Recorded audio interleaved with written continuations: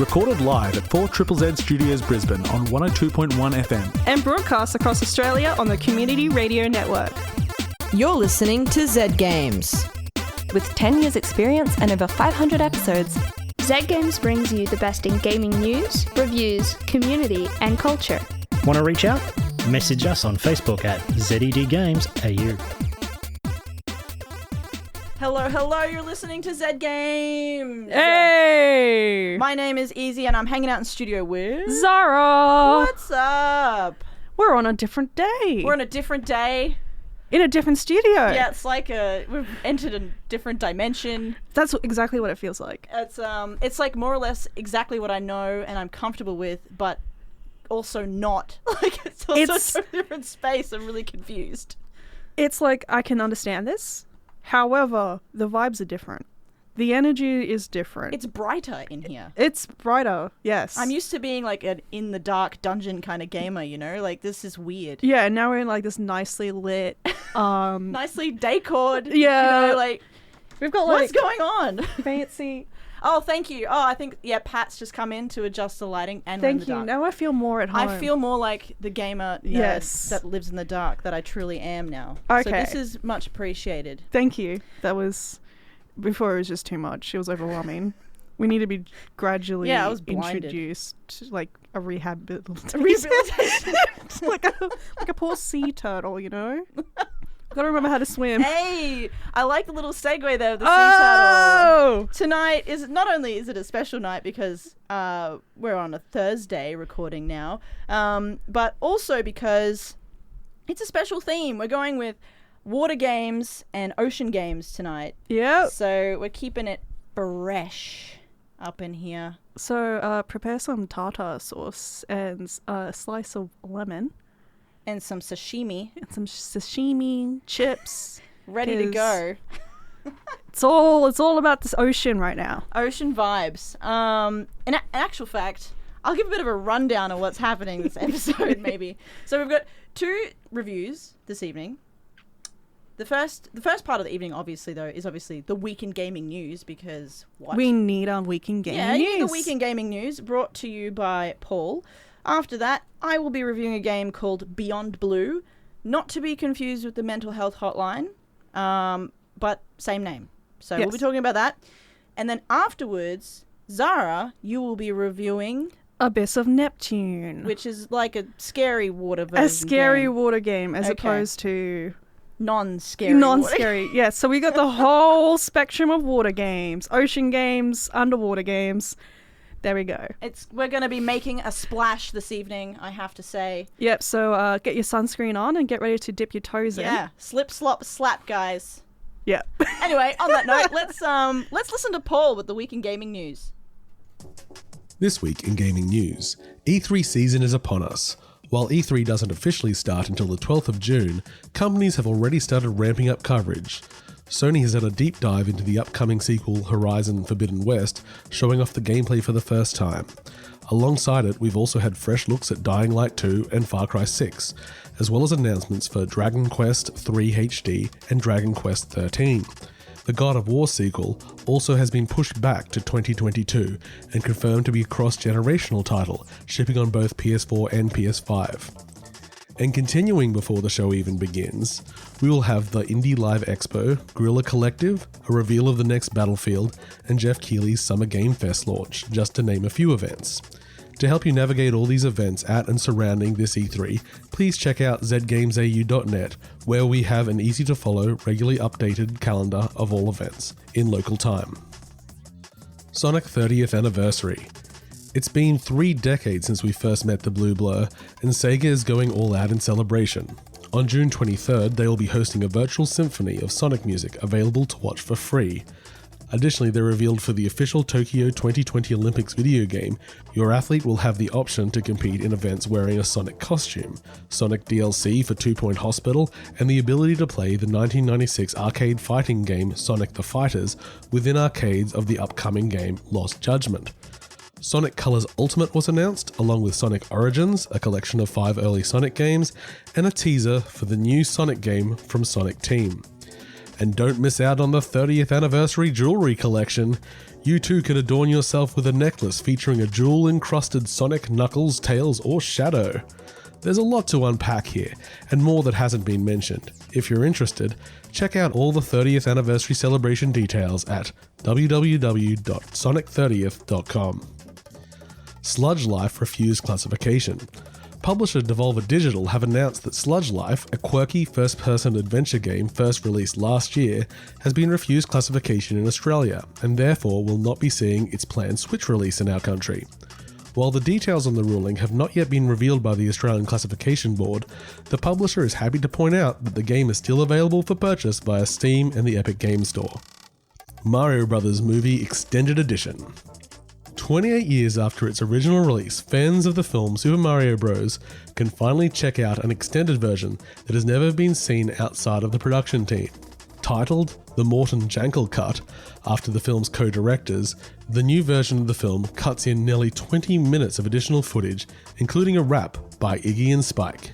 When we met two plumbers who had an idea, they showed us the light and the new frontier. Mario and Luigi, they know what's right. We gotta take a stand and put up a fight. The new cut was put together by a group of fans along with film restorationist Garrett Gilchrist, and took 2 years to put together the current cut, mostly from VHS sources.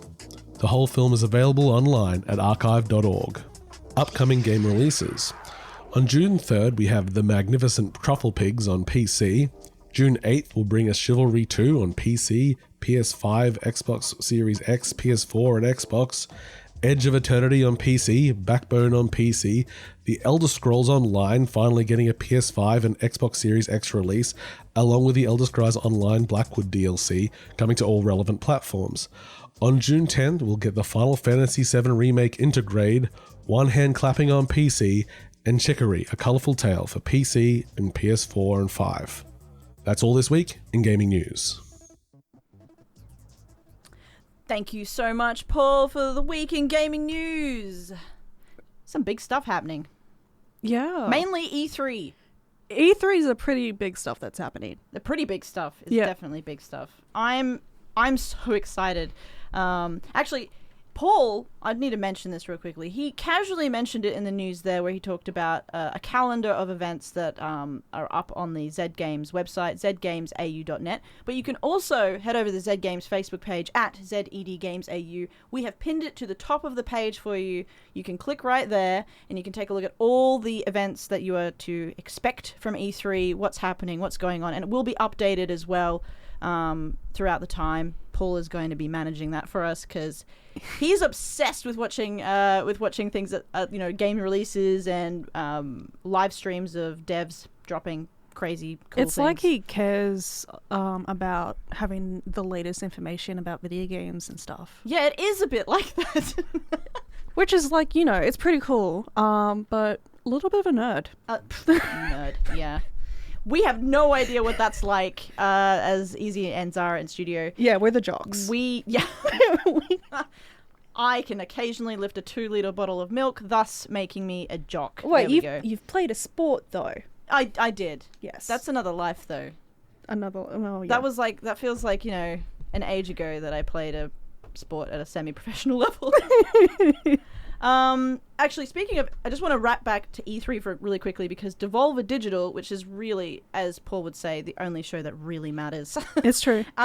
Is actually coming out on June the 12th. So keep your ears and eyes open for that because that's going to be definitely something that Paul will be discussing on the show, and I'm looking forward to checking out as well. They're usually like really intense send-ups of developers and behind the scenes of game production. So we'll be definitely dropping a link to that on the Z Games Facebook page as well. Absolutely. Yeah. You're listening to Z Games. My name is Easy, and I'm hanging out in studio with Zara. Heyo. Heyo. What's up? Not much.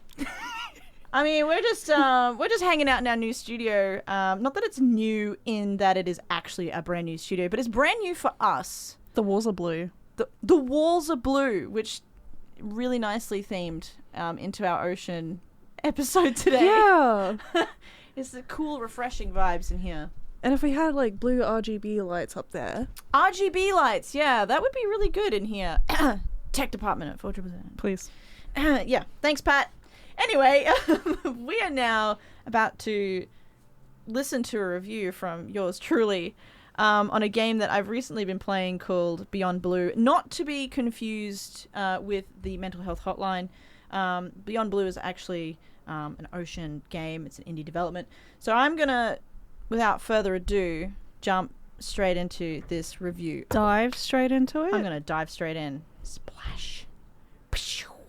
So, Beyond Blue is developed and published by Eline Media. The music is a curated playlist of a bunch of different artists, and the platforms are PlayStation 4, Xbox One, Nintendo Switch, Windows, Mac, and Linux.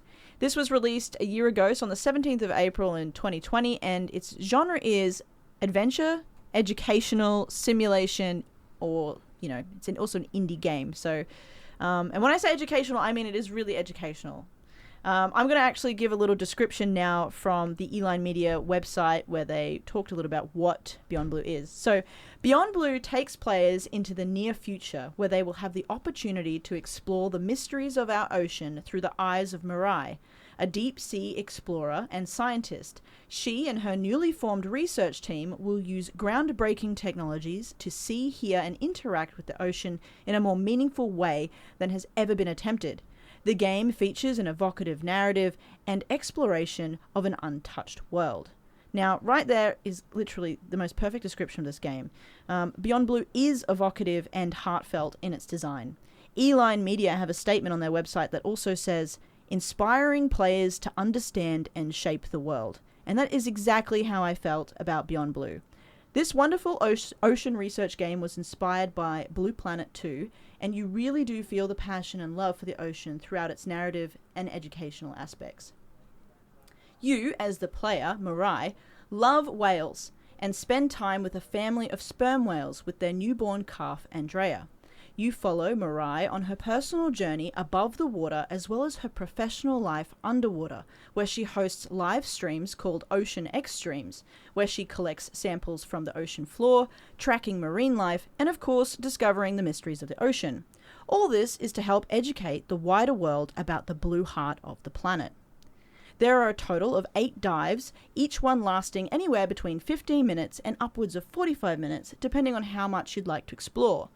Mirai has her home base, which is a futuristic submarine that she returns to examine findings and complete reports. It's also where Mirai contacts her sister back on land, where she's trying to help support her sister in taking care of their grandmother.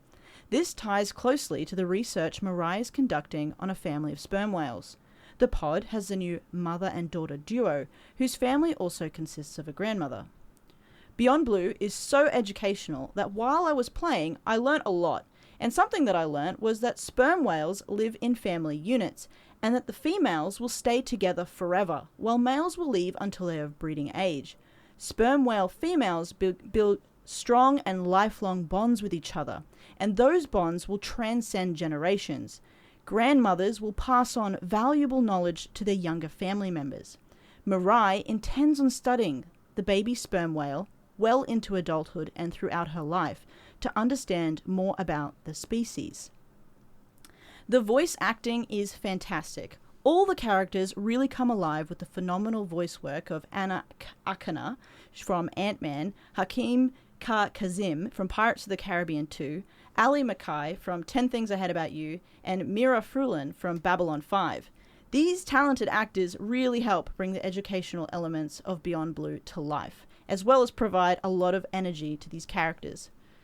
In between dives, quotes from researchers, marine biologists, oceanographers, and underwater explorers, also known as aquanauts, appear throughout the game. There is also this incredible feature that is a video feature that you unlock throughout the game that is called Ocean Insights, which are a series of short videos from the real world based around real scientists sharing their love for the ocean, its secrets, and most importantly, sharing their discoveries about the natural water world.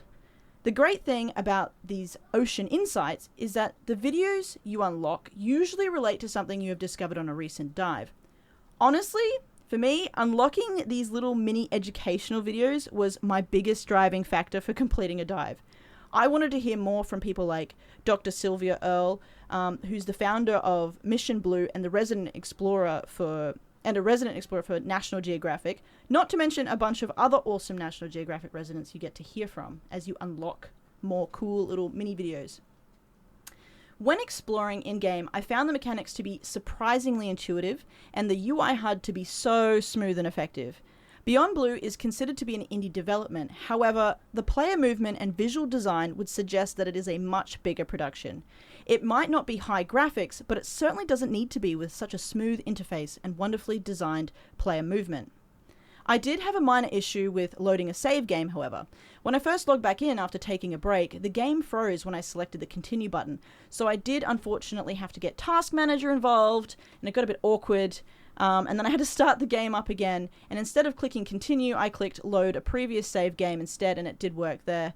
I'm not sure if this is an issue that's just isolated to the Windows version of the game, or maybe my PC just sucks, I don't know, but just keep that in mind if you stumble across the same problem. The music gives off this ethereal ocean vibe while diving, so it creates this really paced atmospheric energy, peacefully guiding and encouraging you to explore further into the depths. When you're on board the sub, however, you get this exceptionally cool curated playlist of ocean-inspired music from a variety of different artists, as well as the ability to unlock more tracks throughout the gameplay. Beyond Blue is touching. It is awe-inspiring, educational, and also provides a challenge for us to rise to the occasion and protect this vulnerable underwater world. There are so many wonderful things to appreciate about our little blue planet and its vast seascapes, and Beyond Blue has done an exceptional job of bringing the ocean closer to us so that we may learn and engage more with our ocean environment. If you are a lover of this planet, get Beyond Blue. You will almost certainly learn something and experience the vastness of our oceans right from your couch. It's so good. It sounds beautiful. It's less than $30 on Steam, in case you're wondering. I'm not sure how much it would be on the Switch. Probably a little bit more, but I do actually feel this game would be really good in a handheld console. So, yeah, I would definitely I would love to play that on my TV, I think. Yeah, well, the music does a really good job of sort of bringing you in. I'm actually, like, deathly afraid of the ocean. So there's been, like, some dives that we went on where you have to go, like, down into, like, Mariana Trench kind of darkness, you know, pitch black, and there's, like, anglerfish and stuff. And I was actually afraid. There's nothing that can happen to you. There's an educational game. It's all about exploring and understanding, you know, the natural world. So it's not gonna... You can't be hurt. You can't be hurt. You're safe. Even though my, you know, natural instincts were telling me otherwise. I mean, I think that's normal. We were not really designed to go that deep. So it's not like we have the innate instinct to be comfortable with those depths. Yeah. If we go down that deep, it's probably because we just got eaten by something. So dragged. Yeah. I mean, look, humans aren't supposed to survive at those depths because of the pressure, the water pressure, right? So the cool thing is about Beyond Blue is that you get to be in these sort of futuristic suits where you can actually swim quite comfortably and not worry about the water pressure. It's all about, like, teaching us how to engage with our environment without interfering with its natural process. Yeah. So I really enjoyed that. Yeah. I totally recommend Beyond Blue. My name is Easy and I'm hanging out in studio with Zara. Hello. Hello. I'm super chilled out right now. Yeah, it's a real chill night. Yeah. We're just talking games relating to water or the ocean. Yeah. And Zara's gonna take us away on a review now of a horror game. Of a horror ocean game. Yep. So all yours. Abyss of Neptune is developed by Abysmal Games and Synodic Arc. It is on the PC, so you can grab it on Steam for free. It was released on the 27th of April, and it is a survival horror game. Yay.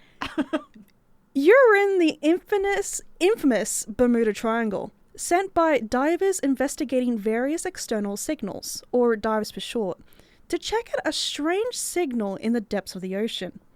The voice of the AI, Dina, is robotic and comforting, guiding you through tasks. It's hardly routine, of course, as you are encouraged to gather dynamite, and then use said dynamite to blow up an entrance in an underwater cave. And as you enter the cave, well, I don't think you have to be a rocket scientist to realize that caves and explosions don't mix. You are cut off from the outside, and radio doesn't work through solid rock. So now you're truly alone. You have to continue your investigation into the mysterious signal. And this entire mysterious, massive underwater facility you have found yourself trapped in. Abyss of Neptune is a survival horror game that takes place entirely underwater, with a hidden story, freaky monsters, and a fair bit of fear, all wrapped up with a beautiful and rich environment. It's easy to become submerged in this game. Abyss of Neptune has a few mechanics to worry about. Other than being able to swim in all directions and getting the hang of the floaty controls, you of course have to keep an eye on your health and oxygen levels. It's easy at the start, less so as you progress. Doors and machines within the mysterious facility are often damaged, missing parts, or need power. So there is a fair amount of minor repairs and battery seeking you need to do. But I think one of my favourite things is that there are puzzles. They're small and not too challenging to solve, but the room you're in is eerie, dark, and there's a strange sound that keeps getting closer. Getting my hands on a harpoon was reassuring to a degree, but the number of bolts you have for it is limited, and using a harpoon isn't the easiest thing on the planet. If you can stay calm, you can manage, and I didn't find myself panicking much, but I definitely was on edge. So you have to make your way through a partially functioning maze-like facility that is deep underwater and filled with overgrown coral, damaged machinery, and the remains of the people who used to occupy it. And the monsters, of course. But you can hide in lockers, so that's not too bad. There is a lot of visual atmosphere to this game, with dark rooms, foreboding shapes made of coral and destroyed equipment, and strange, eerie sounds. But I understand this might not be the most popular of opinions. I found it soothing at times. The sound of water bubbling and my movement through the water, combined with the visuals of my air bubbles drifting away from me with each exhale, was kind of relaxing. Probably not what they intended. It is a constant reminder of the fact that you're very much underwater, and the quiet doesn't help. So if you have some fears of cave diving, spelunking, or deep water, this probably isn't the game for you. I haven't finished this game yet, and I understand it to be a rather short game with about 2 to 3 hours of gameplay. But I'm a cautious scaredy cat, so it is taking me a bit longer than that. But I am really enjoying the atmosphere, the amount of detail the team put into this game, and the usage of less is more in appropriate areas. I love finding the remnants of emails from the people who worked in this facility, and piecing together what happened. It's not exactly revolutionary, but it is fun, and they're not dragging it out unnecessarily, which I really appreciate. It would be very easy to stretch this out for hours longer under the guise of forcing the player's mind to work against them, but that can be boring and exhausting. So I enjoy the pace it has set. It's a good balance for a small game. And this is the thing that gets to me. This game is free.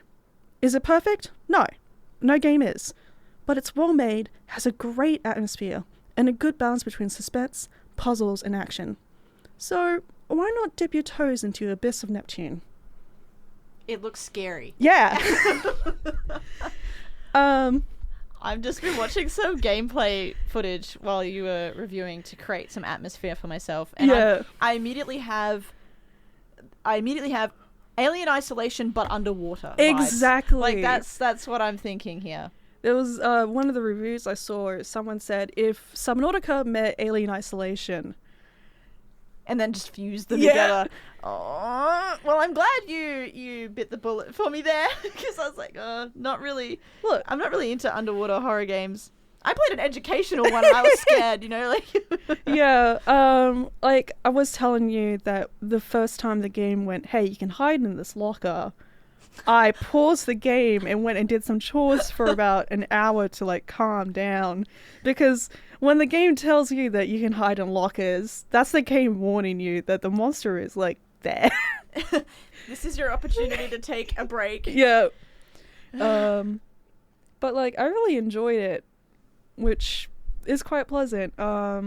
It's like you enjoy the adrenaline rush. I enjoyed the adrenaline rush. It wasn't too much. It wasn't too overwhelming. It might just have been me because I imagine that being underwater would have added a lot of stress to it. Mm-hmm. And it did add some stress to it, but like I said, I found it weirdly soothing. So it might have just balanced out to be kind of like, oh, yeah, it's not as scary as I thought it was. If you're into the beach, yeah, yeah, this is for you. If you're scared of the deep water and you're scared of horror games, this is a nightmare. Don't do it. We are coming to the conclusion of our time on Zed Games tonight. Wait, we need to make more puns. It's been a slippery slope. It's a slippery slope? Oh, wait, we need to clarify. This has been an ocean-themed episode. Context is important. You know, we've been diving into the depths of the ocean. It's now time to... resurface, exactly. A breath of fresh air. To, like, wash the sand off our feet, whip off the sand from our towels and start packing up to go home. Flick the sand out from all the uncomfortable places. And then do it upwind of people so then the sand gets right into the everything. If you've missed any of the reviews from this evening, you can actually head to the Zed Games Facebook page at ZEDGamesAU, and eventually in the next few days there will be reviews posted up there that you can read and check out, but also the podcast will be uploaded every Friday, so if there's anything you missed you can listen back there as well. Also, we're on demand, 4ZZZ on demand. We're kind of everywhere. Yeah, we echo out a lot. Is this another... We got echolocation. Like Echo the Dolphin? Yeah, kind of. I was trying to go for that. Yeah. I'm trying to squeeze the puns out, you know? Like a sponge. You got to wring it out. Okay, yeah, it's getting late now, isn't it? A little bit. So, let's just... Thanks for tuning in. Thanks for tuning in. Thanks for riding the waves with us. Yeah, thanks for surfing our fantastic reviews with us, keeping balance. Yeah.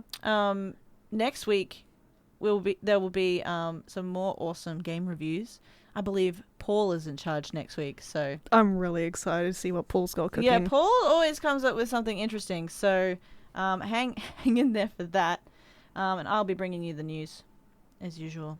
Yeah. Well, actually, not as usual. Wait, what did I say that for? I don't bring the news every week. You bring the news some weeks. I bring the news some weeks, and other people other weeks. Yeah, there will be news as usual. Hang in there for E3, by the way. It's epic. Anyway, I'm gonna push play on our outro now. We're getting out of here. All right, bye. Bye. Thanks for listening to Zed Games. If you'd like to listen to more, check out our podcast on Spotify. Or follow us on social media at ZEDGamesAU. See you next time.